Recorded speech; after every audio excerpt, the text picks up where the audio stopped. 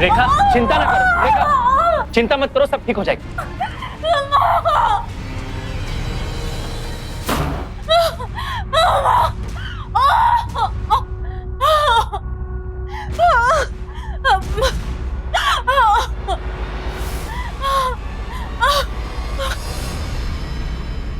हमें pre mature delivery करनी होगी।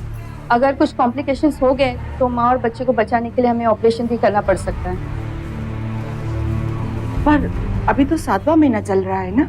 हाँ, कुछ केसेस में 7 मंथ्स में भी डिलीवरी हो जाती है। आप प्लीज हॉस्पिटल की फॉर्मेलिटीज पूरी कर दीजिए।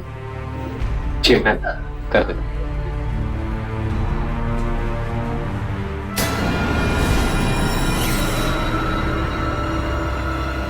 डॉक्टर, डॉक्टर,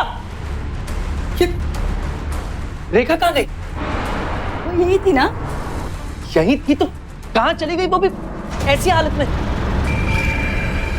एक 7 महीने की गर्भवती महिला की तबीयत खराब होने पर उसके ससुराल वाले उसे अस्पताल लेकर आए। डॉक्टर ने जांच करने के बाद यह आशंका जताई कि उस महिला की डिलीवरी किसी भी वक्त हो सकती थी। तो फिर ऐसे में वो महिला गायब कहाँ हो गई?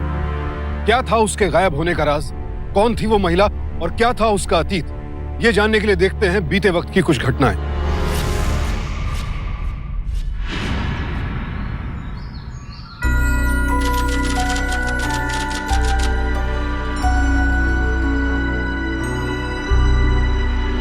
साल भर हो गया तुम्हें विदा करके। रोज मन करता है तुम्हें दिन में एक बार पल पर देख लूं। हमें अच्छी तरह से याद है बाबूजी, आप हमेशा कहा करते थे कि अगर उठने के बाद सुबह अगर आप हमारा चेहरा देख लेते हैं तो आपका बिजनेस बहुत अच्छा हो जाता है। हाँ, वो भी क्या दिन थे जब से तुम्हारे ससुर के साथ पार्टनरशिप टूटी। मेरा तो हाथ ही तंग हो गया। लेकिन हाँ, एक प्लॉट की डील होनी है, तुम देखना। बाबूजी, हम आपके लिए कुछ लेकर आते हैं। नहीं, तुम घर में अकेली हो, इस हालत में तो तुम्हारे साथ कोई होना चाहिए ना? नहीं बाबूजी, ऐसी कोई बात नहीं है। देवर जी है ना, अपने कमरे में सो रहे हैं और माँ जी भी मंदिर गई है, आ जाएंगी थोड़ी देर में। अच्छा, तुम्हारा देवर घर में है?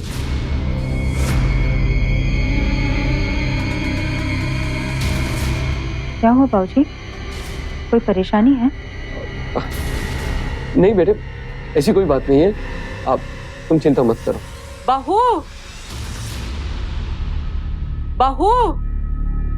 नमस्ते संदन जी। नमस्ते। जी, रेखा का कोई भाई नहीं है तो बीच का सामान हम खुद ही लेके आ गए। आप बिटिया के घर का पानी तक नहीं पीते, वरना आपको चाय नाश्ता करवा के ही भेजते। आपके प्रेम भाव को हम भली भांति जानते हैं। अब आज्ञा दीजिए। ठीक है, नमस्ते। बेटी, चलते हैं। अपना ध्यान रखना।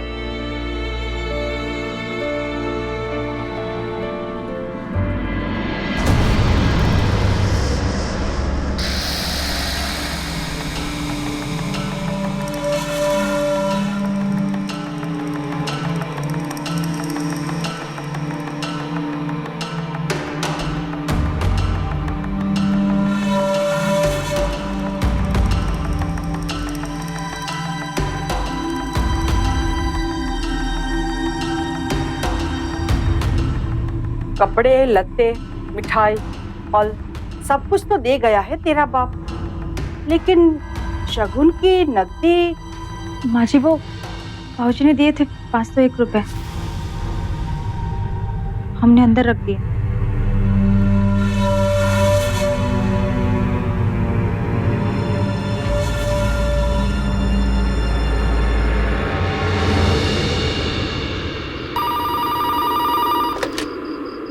हेलो बिटिया, शाम को तेरे बाबूजी वहाँ आए थे का? नहीं माँ, बीच का सामान देने के बाद तो नहीं आए।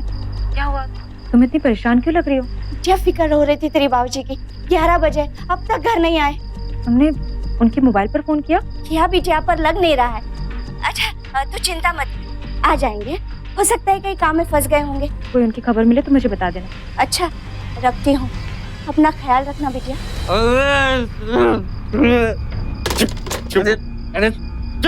छोड़ दीजिए हमें,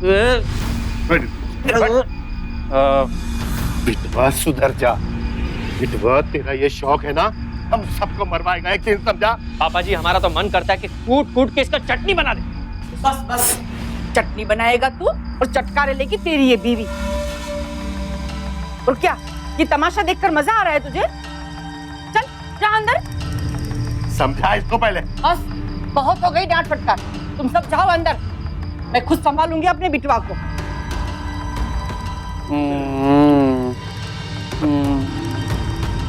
उठ जा, चल उठ जा बेटा, आजा।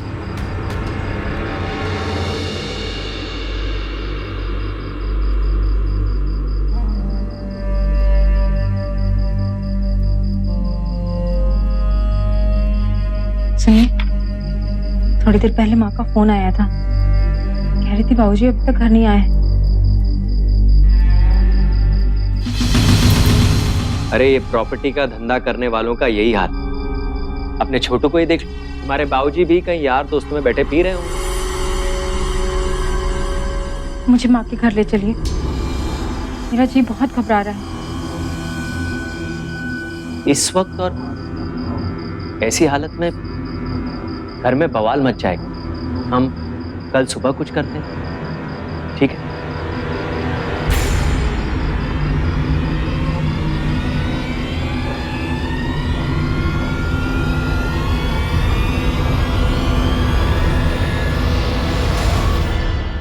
बहू, आज तीज है, सारी तैयारियां हो चुकी ना?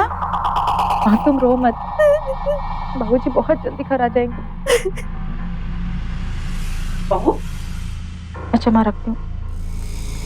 किसके साथ फुसफुसा रही है? माँ जी वो बाबूजी कल रात से लापता है। आओ गुड्डू।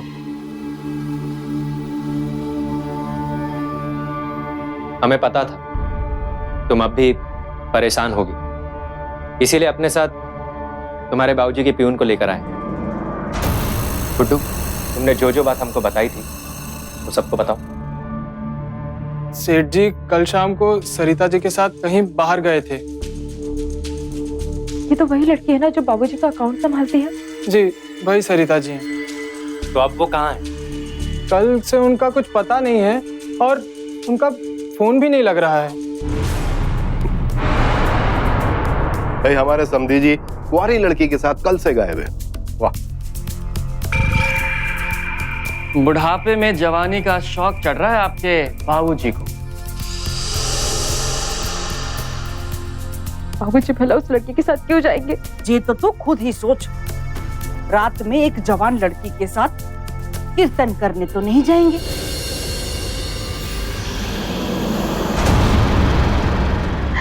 ये सब गलत है, आप सब लोग हमारे बाबूजी को। अरे रेखा, तुम्हारे बाबूजी भी तो आखिर एक मर्द है ना, और फिर हमने खुद देखा है उस सरिता को, काफी खूबसूरत है, किसी का भी मन फिसल सकता है। अपने पिता के चरित्र पर इतना घिनौना इल्जाम लगने से रेखा बेहद दुखी थी।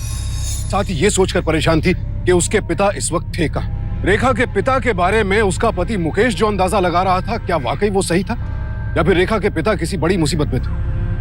रेखा ये मानने को कतई तैयार नहीं थी कि उसके पिता का किसी लड़की के साथ नाजायज संबंध हो सकता था। लेकिन फिलहाल जो सच सामने आ रहा था, उसकी वजह से रेखा को अपने ससुराल वालों के सामने शर्मिंदा होना पड़ रहा था। 24 घंटों से ज्यादा बीत चुके थे और ना तो रेखा के पिता घर वापस आए थे, ना ही उनकी कोई खबर मिली थी।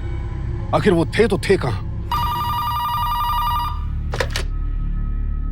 हेलो जी, हम रेखा की माँ बोल रहे हैं। एक बार रेखा से बात करवा दीजिए हमारी। अब क्या बात करेंगी उससे?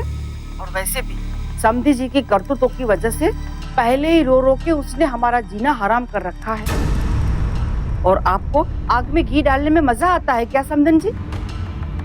देखिए, हमें आपकी बेटी की नहीं, पर उसकी कोख में जो हमारा बच्चा पल रहा है ना, उसकी फिक्र है, इसलिए ये बात कर रहे हैं। दोबारा आप यहाँ फोन मत कीजिएगा।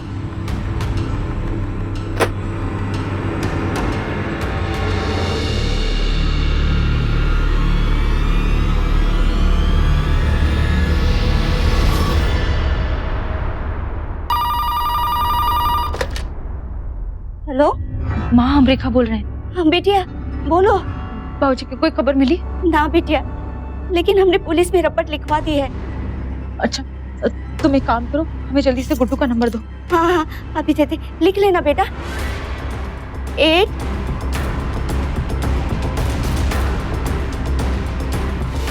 ठीक है माँ, हम रखते हैं अभी। हाँ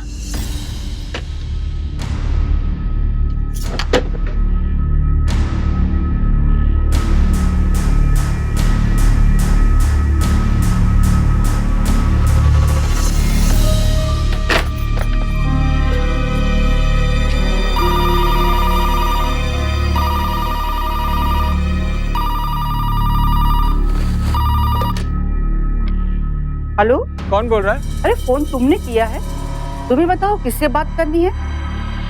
जी अभी 1 मिनट पहले आपके नंबर से मेरे मोबाइल पे फोन आया था जी। 2 मिनट से तो मैं यहाँ खड़ी हूँ, फोन तो किसी ने किया नहीं। बेवकूफ कहीं का।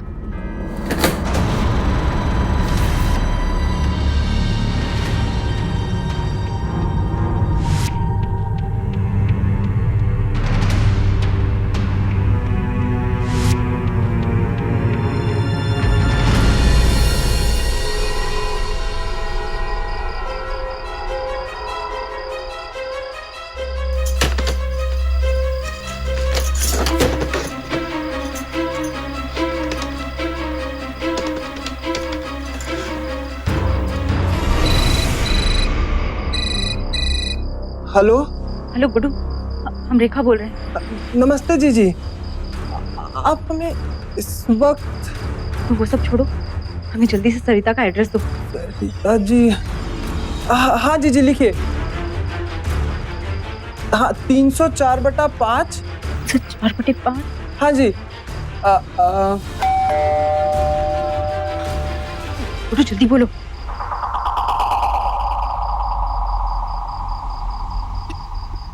आनंद का हाँ आनंद विहार। कौन सा विहार? आनंद विहार जीजी। आनंद।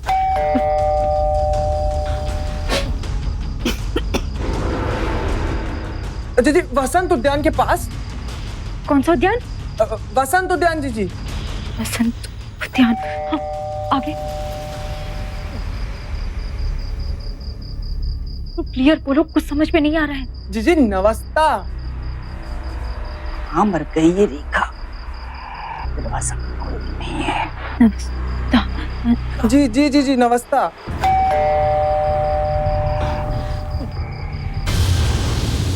अच्छा ठीक है, आज के बाद यहाँ पर कभी फोन मत करना, ठीक है? जी जी जी। अरे रेखा, कब से बेल बजा रहे हैं, दरवाजा तो खोलो। हाँ अभी खोलते हैं।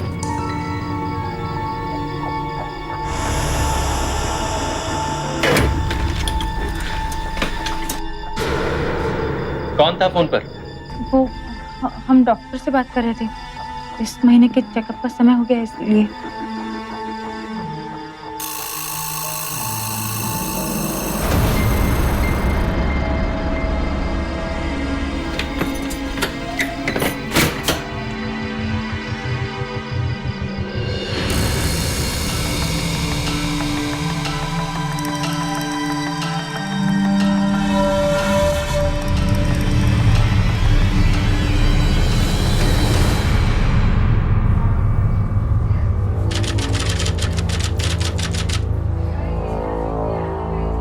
बैठो। हमें रेखा के कुछ और टेस्ट करवाने पड़ेंगे। कितना टाइम लगेगा? तकरीबन घंटा भर। अच्छा रेखा, तुम टेस्ट करवा के रिक्शा पकड़ के घर चली जाना, हमें प्रॉपर्टी रजिस्ट्रेशन ऑफिस में कुछ काम है, जाके आते हैं।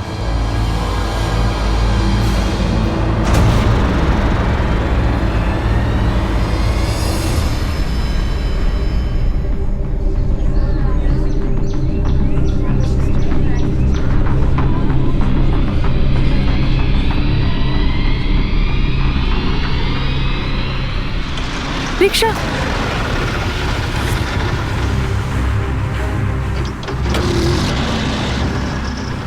आनंद विहार।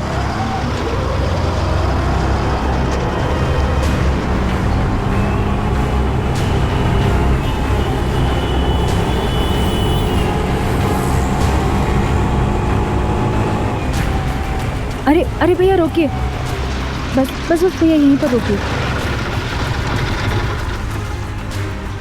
ये लीजिए।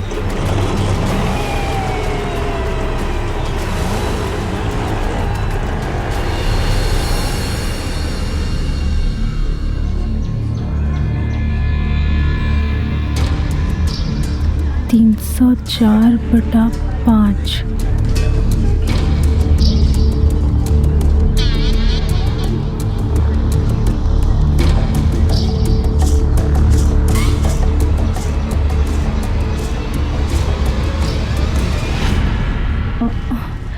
माँ जी, वो आपसे एक बात पूछनी है। हाँ पूछो बेटा। आप ये लड़की सरिता को जानते हैं क्या? हाँ जानती हूँ मैं उसे। बता सकते हैं वो कहाँ गई है? अभी तो नहीं है घर पर। बेटा वो मुझे पता नहीं, यहाँ तो 2 दिन से ताला लगा है। उसका कोई रिश्तेदार जो उसके बारे में बता सकता हो? हाँ, एक 60-65 साल का आदमी उसके घर आता जाता रहता था। उसी के पास तो वो काम करती थी। लोग कहते हैं उसका कोई चक्कर चल रहा है इस लड़की से। और हाँ, यहाँ पास में ही गुप्ता प्रॉपर्टी नाम की ऑफिस है उसकी, तुम वहां जाके पता करो, ठीक है?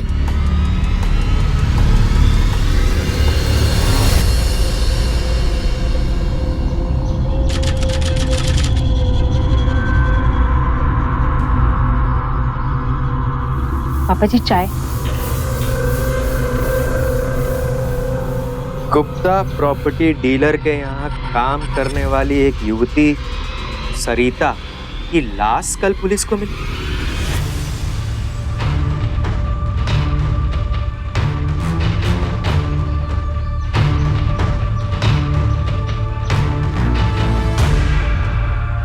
सेठ धनवंत गुप्ता कई दिनों से इस युवती के साथ गायब थे। हे भगवान, घोर कलयुग है। हमरे समधी जी का नाम है ना, अखबारों में बड़े अल्फाज में छप रहा है। वाह, बहुत तरक्की कर रहे हैं भाभी के बाबूजी।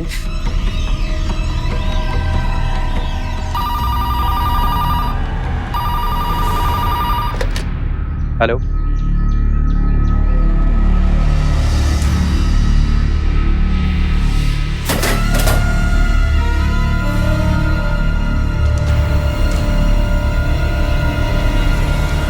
किसका फोन था?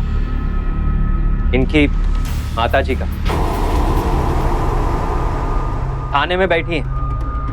दरोगा जी हमें भी बुला रहे हैं। हम भी चलेंगे साथ। बस चुप कर। 7 महीने का पेट लेकर थाने में जाएगी क्या? बैठी रहे चुपचाप यहाँ पर।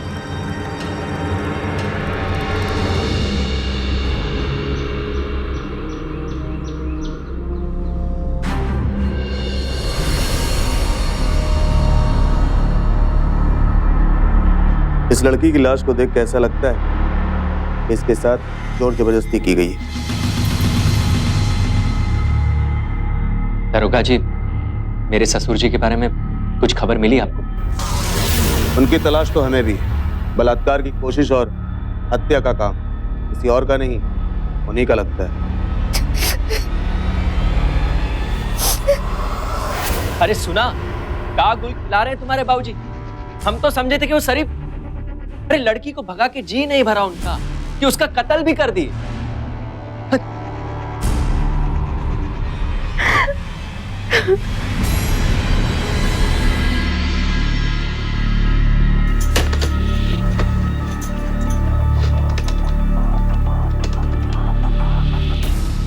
हेलो माँ, हम बोल रहे हैं। माँ, ये सब क्या हो रहा है? हमें तो कुछ समझ में ही नहीं आ रहा है। हम भी विश्वास नहीं कर पा रहे हैं कि तेरे बाबूजी ऐसा काम कैसे कर सकते हैं।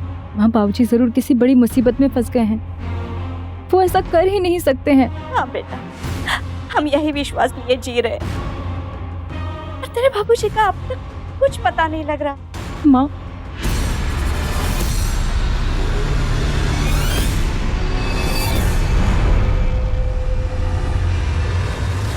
तुम दोनों माँ बेटी हमारे होने वाले बच्चे की दुश्मन काहे बन रही हो? समधन जी, अब बस, अब और कुछ नहीं सुनना है हमें। खबरदार आज के बाद इस फोन को हाथ में लगाया तो छोड़ेंगे नहीं तुम्हें, समझी?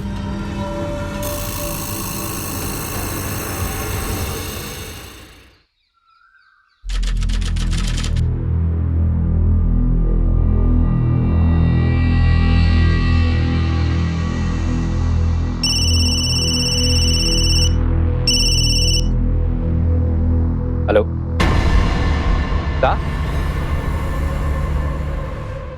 जी, हम अभी पहुंचते हैं। कहाँ पहुंचना है बेटी? माँ, वो रेखा के बाबूजी पुलिस को रेखा के बाबूजी की लाश में। क्या?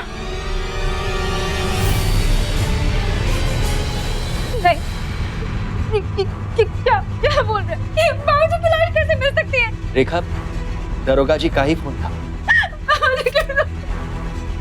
पापा जी, हम वो क्या थे? हम भी साथ चलेंगे, हमें भी ले चलिए।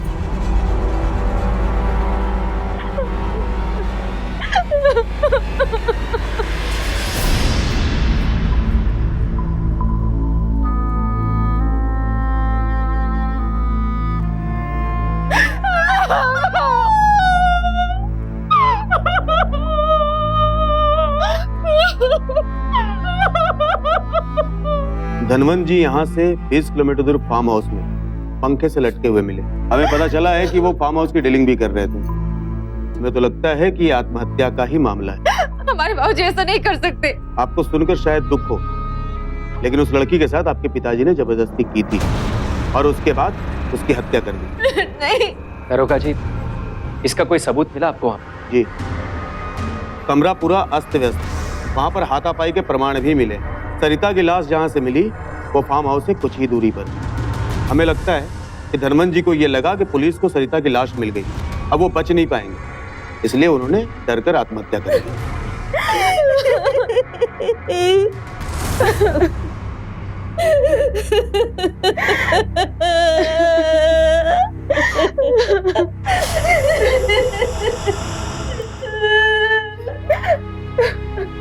जो होना था सो हो गया।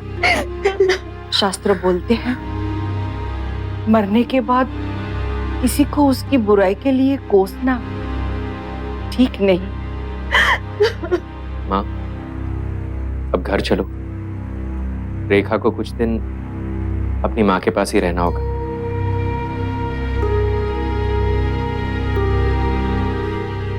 समधन जी, आप समझदार हो, ज्यादा रोना पीटना बहू की सेहत के लिए अच्छा नहीं है। ध्यान रखिएगा। चलते हैं।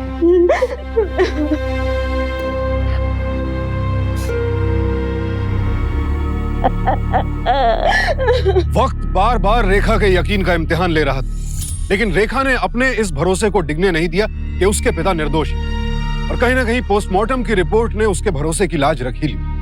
पोस्टमार्टम की रिपोर्ट से साफ हो गया कि उसके पिता धनवंत गुप्ता ने आत्महत्या नहीं की थी, बल्कि सरिता की ही तरह उनकी भी हत्या की गई थी। धनवंत गुप्ता जी ने खुदकुशी नहीं की थी, उनको किसी ने जान से मारकर उन्हें पंखे से लटका दिया था ताकि ये मामला खुदकुशी का लगे। आपको पता चला किसने किया ऐसा? संभावनाएं कई हैं, लेकिन अभी पक्के तौर पर कुछ भी नहीं कहा जा सकता। कैसी संभावना है इंस्पेक्टर साहब? हो सकता है सरिता के किसी प्रेमी ने या हितैषी ने उनसे बदला लेने के लिए उन्हें मार दिया हो, या फिर सरिता का कातिल और धनवंत जी का कातिल एक ही हो। कुछ भी हो सकता है। आपके बाबूजी ने तीज के एक दिन पहले आपको फोन किया था क्या? नहीं, वो तो खुद हमसे मिलकर गए थे। तो फिर आपके ससुराल के नंबर से उन्हें किसने फोन किया था?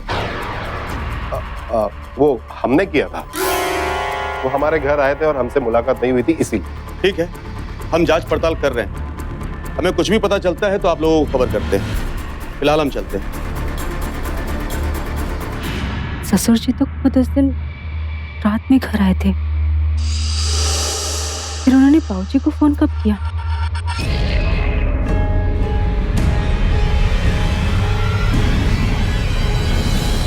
माजी, माजी, जब का आटा।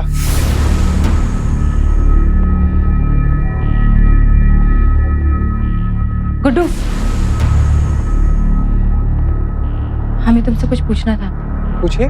तुम्हें कुछ पता चला कि उस दिन सरिता बाबूजी के साथ किस काम के लिए गई थी? जी कुछ पता तो नहीं चला, पर जब मैं नाश्ते के लिए बाहर जा रहा था तो आपके देवर जी ऑफिस आए थे, और जब हम वापस आए तो सरिता जी बहुत रो रही थी और सेठ जी उन्हें कुछ समझा रहे थे। पर वो तो नमस्ते रेखा, अब तुम्हें घर चलना चाहिए। माँ कह रही थी कि 7वें महीने में इस माहौल में रहना तुम्हारे लिए ठीक नहीं है।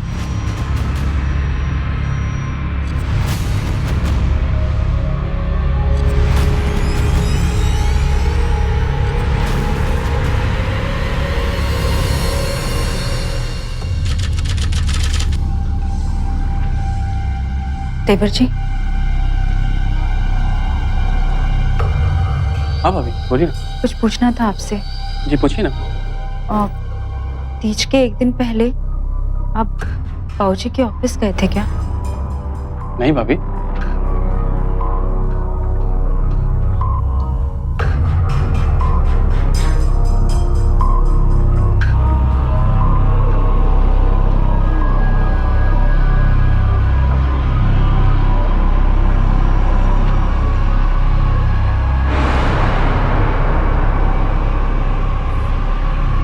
अरे बहू, जरा हमारे कमरे से हमारा मोबाइल तो लाना।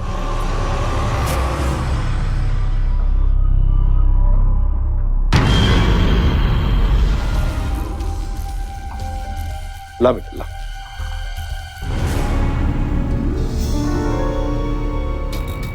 हेलो, हाँ हाँ बोलो। हाँ तो ठीक है ना, कल मिल लेते हैं, कोई बात नहीं। जी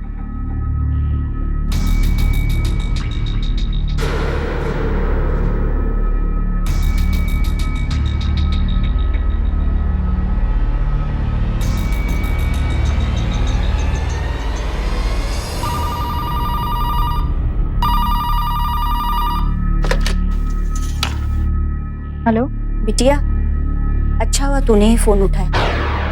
गुड्डू तुमसे कुछ कहना चाहता है। हेलो जीजी, ऑफिस में जो लड़का चाय देने आता है ना, वो सुबह हमें बता रहा था कि उस दिन जब वो ऑफिस में चाय देने आया तो उसने आपके देवर को सरिता दी के साथ कुछ बदतमीजी करते हुए देखा, और सरिता जी उन्हें बोल रही थी कि वो चले जाए वहां से।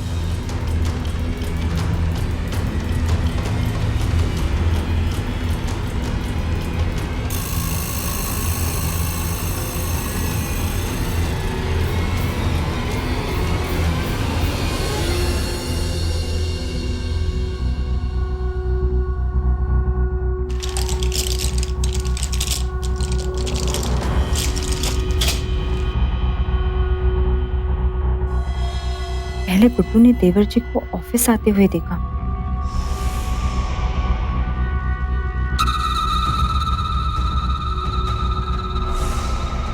फिर चाय वाले का बताना कि देवर जी सरिता के साथ बदतमीजी कर रहे थे।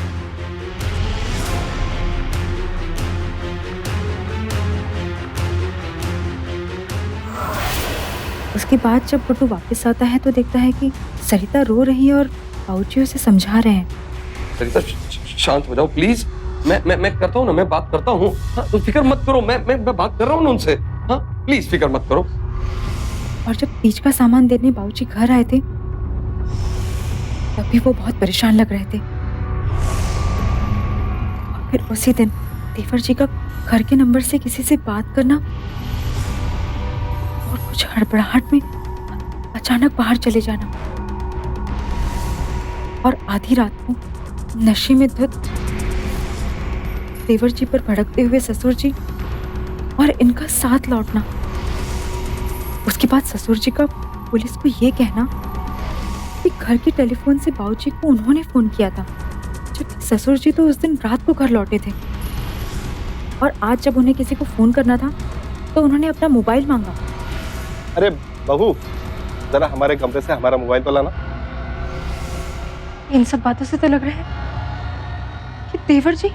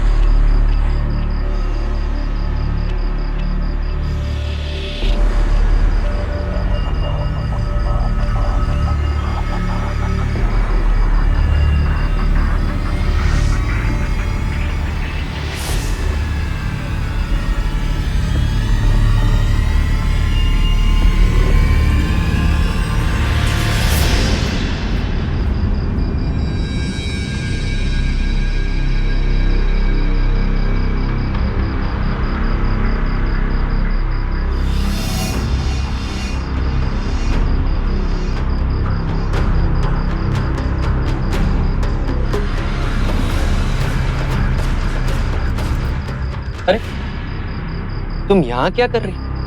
हमने तुमसे कितनी बार कहा है कि ऐसी हालत में ऐसे। चलो अंदर। हमें आपको कुछ बताना है। बीच के एक दिन पहले जब बाबूजी सामान देने आए थे, उस दिन वो बहुत ही परेशान लग रहे थे और उसी दिन देवर जी भी उनके ऑफिस गए थे। वहाँ उन्होंने सरिता की। अरे ये का दरोगागिरी शुरू कर दी है तुम। चलो हमारी बात तो सुनिए, हमारी बात तो सुनिए। देखो रेखा, जो बोलना है सीधे सीधे बोलो, कहानी मत सुनाओ।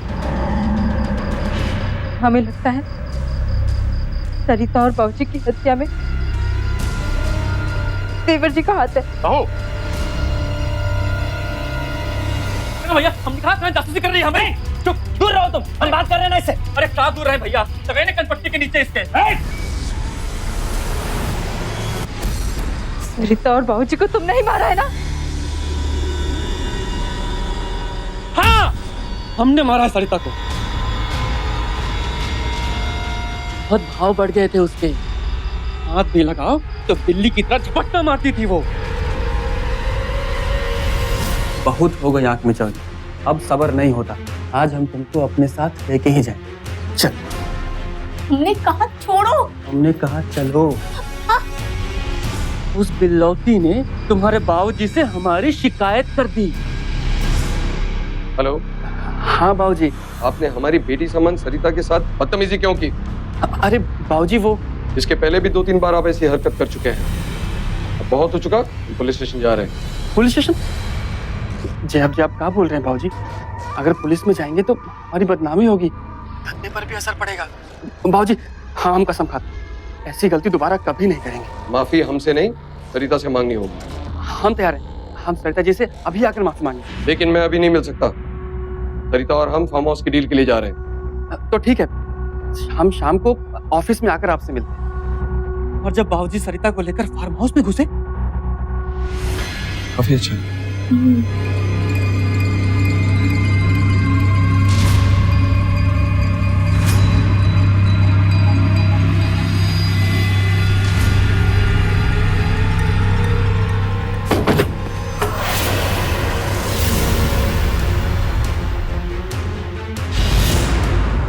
तुम यहाँ क्या कर रहे हो?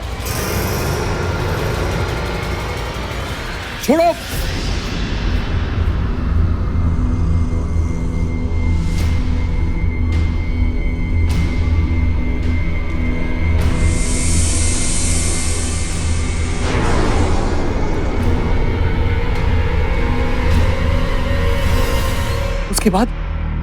उसके बाद मैंने भैया को फोन किया।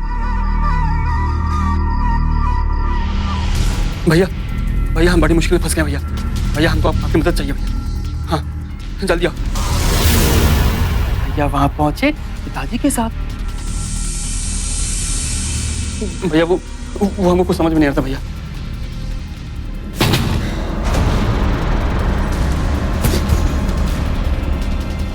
क्या किया है तुम? क्या किया है तुम?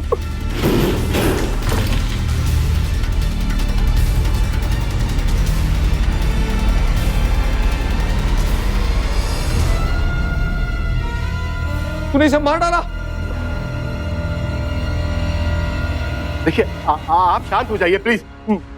ये सोचिए कि मेरा बेटा बचेगा कैसे, प्लीज। पुलिस को फोन करना होगा। समझे नहीं?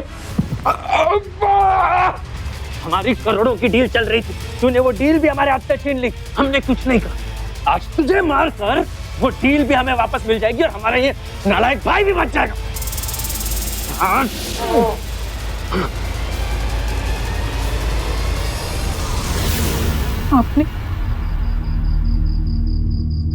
आपने हमारे बाबूजी की हत्या की, वो भी सिर्फ पैसों की खातिर, इस खूनी को बचाने के लिए।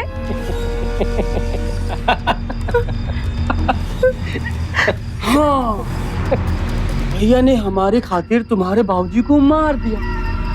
उसके बाद सरिता की लाश को लेकर बाहर फेंक दी।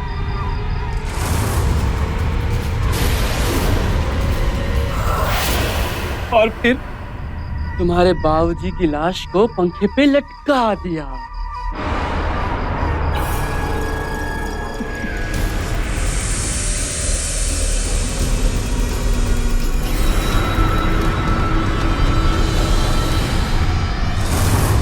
खुद ही हमारे बाबूजी को मार दिया और उसके बाद फिर खुद ही उनके चरित्र पर उंगली उठाकर हमें सुनाते रहे।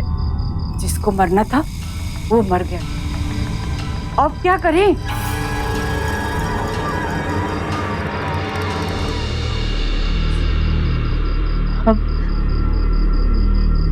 हम पुलिस के पास जाएंगे। पुलिस के पास जाएगी? अरे थोड़े दिनों में तू माँ बनने वाली है। तू क्या कहेगी अपने बच्चे से कि उसका बाप तेरे बाप को मारने के चक्कर में फांसी चढ़ गया? अरे चल चल चल इधर आ, चल चल, अरे चल चल, अरे चल। जब तक डिलीवरी का टाइम नहीं हो जाता ये इस कमरे से बाहर नहीं निकलेगी। चलिए।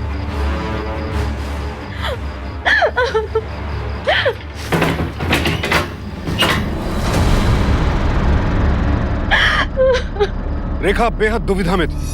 उसके होने वाले बच्चे का पिता मुकेश खुद रेखा के पिता का हत्यारा था और रेखा इतनी मजबूर थी कि अपने इस दर्द, इस दुविधा को अपनी मां के साथ भी नहीं बांट सकती थी। लेकिन इस दर्द से कहीं ज्यादा असहनीय वो दर्द था जिसने उसकी मानसिक स्थिति में यह तूफान ला खड़ा किया था। क्या रेखा को आज अपने हर दर्द से छुटकारा मिल पाएगा या फिर वो इस सच के साथ वापस उन्हीं अंधेरों में चली जाएगी जहां उसे सांस तो मिलेगी लेकिन जिंदगी नहीं? आखिर क्या बता था रेखा की नियति में?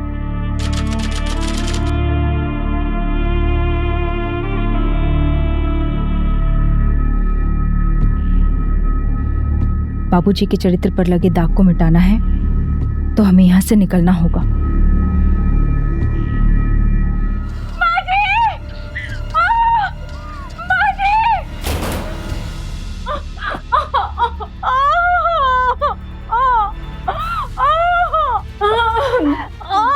इसे तो 7वें महीने में दर्द अस्पताल लेके जाना पड़ेगा इसे, वरना कोई मुसीबत ना हो जाए।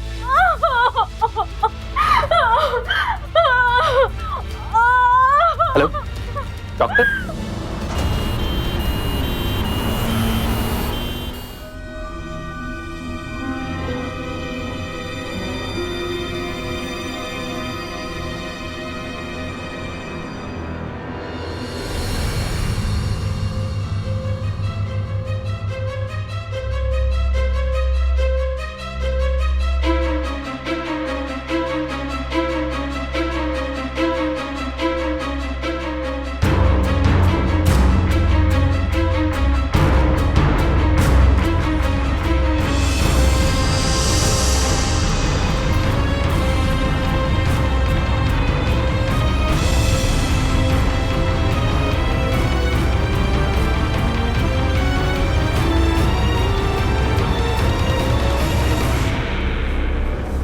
फॉर्मेलिटी पूरा कर दी, चलिए चल के देखते हैं।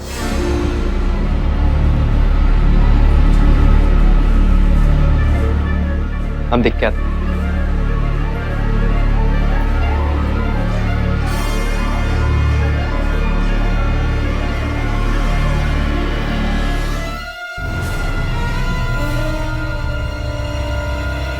डॉक्टर डॉक्टर, डॉक्टर, ये रेखा कहाँ गई? वो यही थी ना। यही थी तो कहाँ चली गई, वो भी ऐसी हालत में?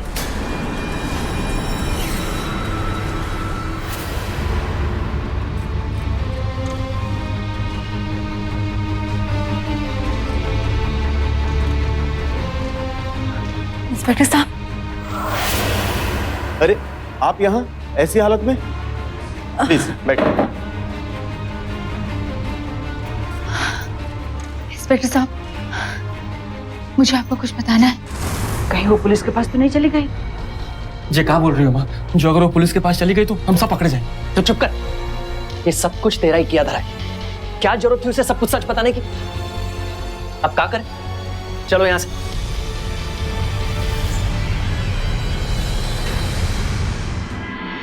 कानपुर सेशंस कोर्ट में रेखा के पति मुकेश गुप्ता पर पुलिस को गुमराह करने के लिए आईपीसी के सेक्शन 203 और रेखा के पिता की हत्या के लिए सेक्शन 302 के तहत मुकदमा चला और आखिरकार उसे उम्र कैद की सजा सुनाई गई। मुकेश के छोटे भाई साहिल पर भी आरोप तय हुआ कि उसने पहले सरिता के साथ जबरदस्ती करने की कोशिश की और फिर उसकी हत्या कर दी। उसे आईपीसी के सेक्शन 354 और 302 के तहत उम्र कैद की सजा सुनाई गई। रेखा के ससुर पर अपने बेटों के अपराध में उनका साथ देने के लिए और पुलिस को गुमराह करने के लिए आईपीसी के सेक्शन 120B और 203 के तहत मुकदमा चला और उन्हें 7 साल कैद की सजा हुई। इंसाफ के खातिर रेखा ने खुद अपनी और अपने बच्चे की जान तक को दांव पर लगा दी और आखिरकार अपने पिता और सरिता के हत्यारों को जेल भिजवाकर ही दम दिया। ये जीत सही मायनों में ऐसी जीत है जिस पर हम सबको फख्र होना चाहिए और ये प्रेरणा लेनी चाहिए कि अगर हम हर हाल में डटकर खड़े रहें तो फिर अन्याय पर जीत पाना असंभव नहीं है। और अगर एक 7 महीने की गर्भवती महिला इतना बड़ा काम कर सकती है तो फिर हम और आप क्यों नहीं? सावधान रहें, सतर्क रहें और अन्याय के खिलाफ डटकर खड़े रहें। इसी प्रार्थना के साथ अब मैं सुशांत सिंह आपसे विदा लेता हूं। फिर मुलाकात होगी ऐसी ही एक और सत्य घटना के साथ।